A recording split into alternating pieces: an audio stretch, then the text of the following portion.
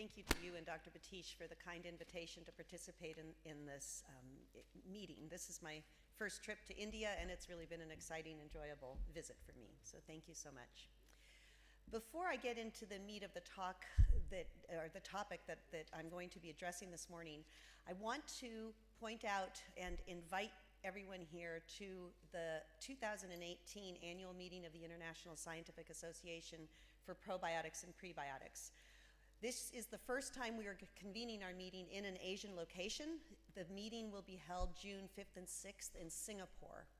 All the details about the meeting are at this website, the isap2018.org, and there is a flyer in your delegate packs that give details about this. The overriding theme of the meeting is key scientific drivers behind probiotic and prebiotic applications. And ISAP is known for having high-level science, but also a very collegial atmosphere that really fosters networking.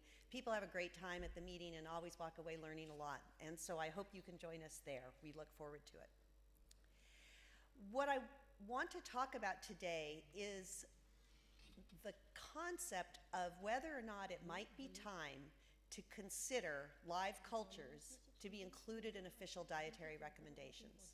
So my talk is more or less a hypothetical talk, because so far we really don't have the idea of live cultures or microbiota associated foods tied very strictly to any national guidelines. But I want to present the rationale for why it might be time for us to encourage the nutritionists and the scientists who are involved in national guidelines setting policies to consider whether or not we should start thinking of live cultures and other microbiota-directed foods to be specifically called out in nutritional recommendations. Let's first start with the sense of what consumers are hearing about this topic.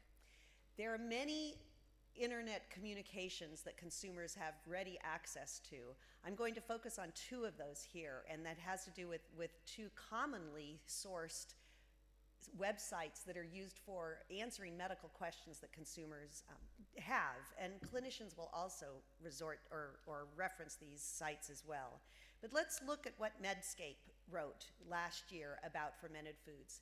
They wrote an article called "The 6 Dietary Tips Patients Need to Hear from Their Clinicians," and number 6 was consume fermented foods, probiotics, and fiber for gastrointestinal and overall health.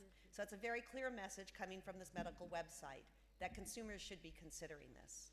Also, if you look at WebMD, they had an article, "Could fermented foods boost your health?" boost your health. And the quote that I'm highlighting from that article was, "The beneficial bacteria found in fermented foods may promote gut health by increasing its number of healthy bacteria." A very clear message about the value of promoting gut health, or the health of your gut microbiota.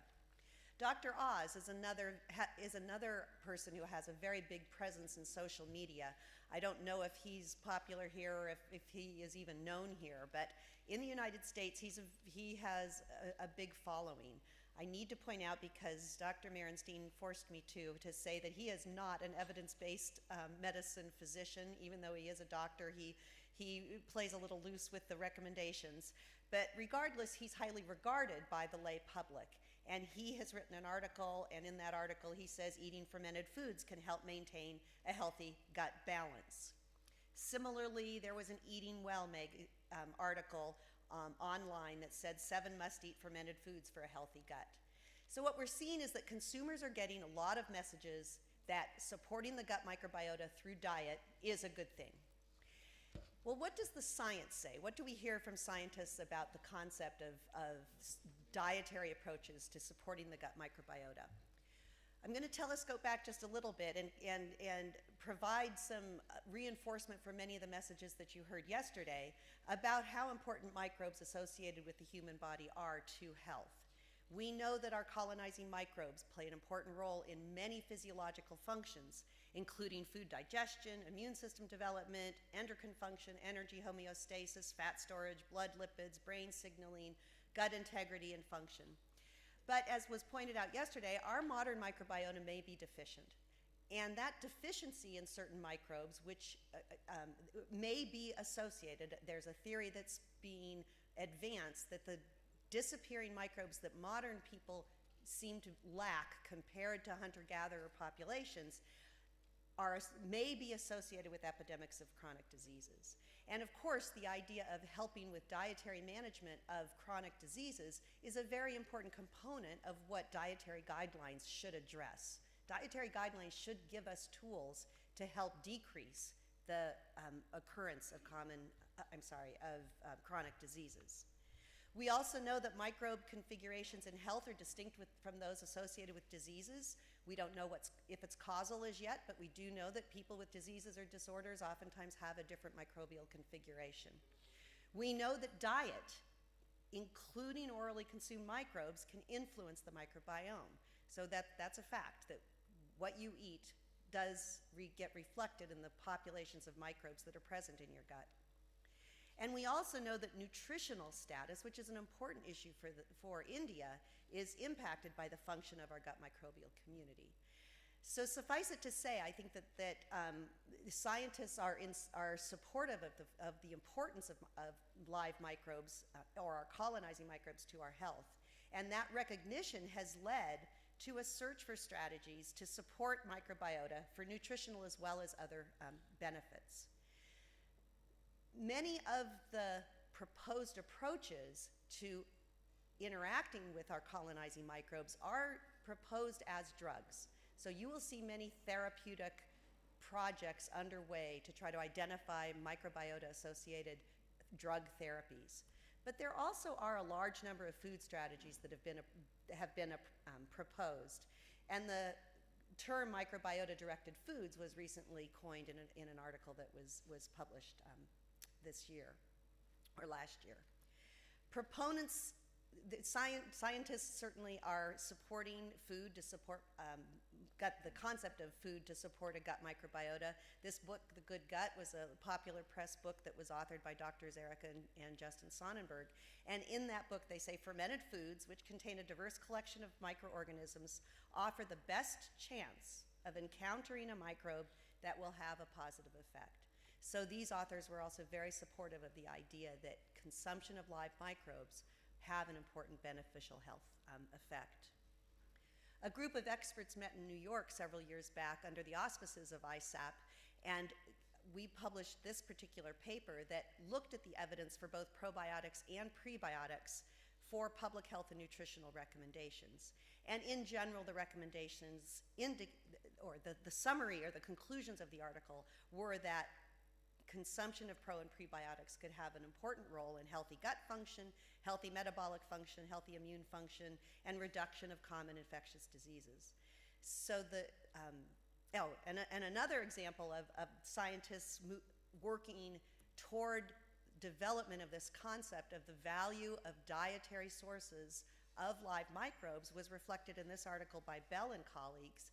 And what they said was that fermented foods and beverages have long been a part of the human diet, and with further supplementation of probiotic microbes, in some cases they offer nutritional and health attributes worthy of recommendations of regular consumption. And finally, I'd like to mention a scientist in Canada who is actually approaching Health Canada with the concept that we should actually make fermented foods a fifth food group. So in the US and Canada, we have 4 basic food groups, and he's saying that the evidence is strong enough and important enough that we should actually identify a 5th food group that recommends these products. So I think we're at a point where consumers and scientists seem to be able to converge a bit on the recognition of the value of adding live cultures to a diet or other substances that can support a healthy microbiota. So let's look very quickly at dietary strategies that will support the gut microbiota.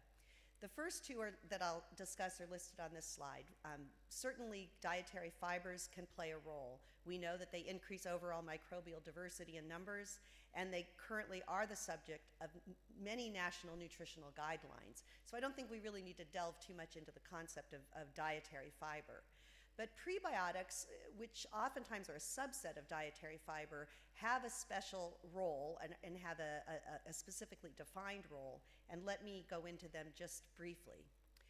I would like to call your attention to an ISAP consensus panel that was recently conducted on defining what prebiotics are.